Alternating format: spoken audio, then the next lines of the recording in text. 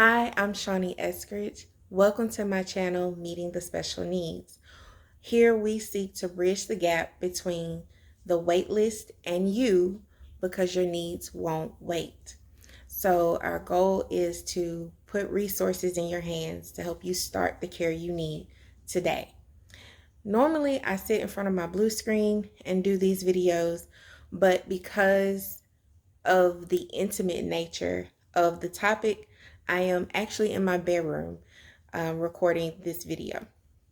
And that's because today I want to talk specifically to my special needs and neurodiverse couples.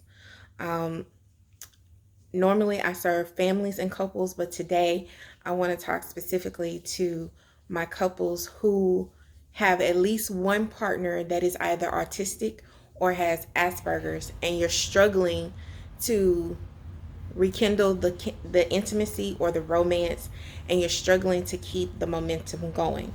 Today I have 4 tips to help you rekindle the romance. So let's get straight into it. The first tip that I have is to let your spouse know what your interests are and pair those interests with their strengths. So think of it as the relationship between cargo and vehicle.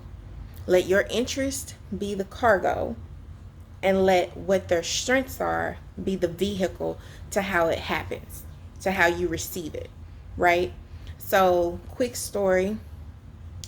I love taking pictures. I'm always running out of space on my phone, but my husband is a tech expert, right? So he decided that he could use his technology skills to help me continue to do something that I genuinely love to do and not worry about losing my photos in the cloud or automatic deletes. And the way he decided to meet that need for me was to get me a hard drive. Now, this is something I wouldn't have come up with on my own. It is specific to his strengths in technology, but it met my specific need of keeping our memories as a family, and that was romantic to me. So you have my cargo of interest of taking photos and keeping memories through his vehicle of being really good with technology. Find the areas where your interests and their strengths intersect. Okay? That's tip 1. My second tip is the small action steps. Pick the smallest action steps possible to get this done. I heard a coach of mine yesterday use the phrase, the lowest hanging fruit, the things that are right in front of you. What is the easiest way for your partner to meet this need of intimacy and romance that you have? Is it holding your hand? Is it having a conversation while you're watching a show you both like? Is it picking flowers from outside instead of having to buy you a whole bouquet of flowers? Like, what if you can't do that right now? If they just go outside and make you flowers. Another quick story. My husband got together with our daughters and made origami flowers for me. And I really appreciate it because origami takes effort. And the flowers were beautiful, and it was something that they got to do as a family. It spoke to all the things that I love. But he didn't have to call 1-800-Flowers to do it. So the smallest action step possible. We already had the construction paper. We already had the glue. They had the creativity and the love, and that's how they chose to express it to me. So that's tip 2, is to pick the smallest action step possible. The third tip is make it convenient. And the easiest way to do that is by syncing your calendars.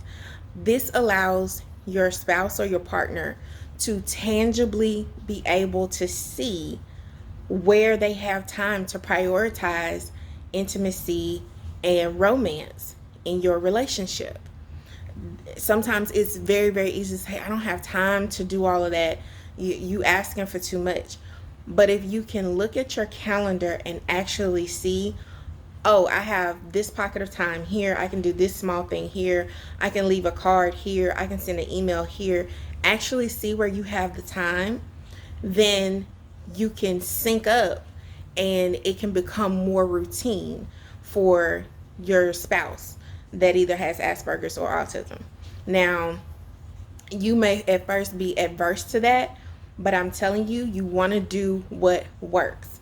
And if your spouse is more prone to getting things done because of a routine, then you want to use a routine to your advantage. Make this convenient to them by syncing your calendars and actively making romance a part of your schedule. Okay? So, my fourth tip is appreciate, acknowledge, and accept. Okay? Accept that this is the best way for your spouse to be able to meet this need for you. Acknowledge that they are actually trying to meet your need and show appreciation. Say thank you. All of these things are known as positive reinforcement, and what that does is it gives your partner a mental reminder that doing these things brings about a good reaction from you. And a good reaction from you is always what we're striving for. It's always the end goal. Is to keep good positive feelings going. It's going to be something that they're prone to repeat. It will turn positive actions into positive ongoing patterns. And that will then cultivate intimacy in your relationship on a regular basis. So these have been my 4 tips to rekindle romance and intimacy in your relationship. Use these tips today to start bringing back the intimacy in your relationship. And please be sure to like, share, and subscribe below.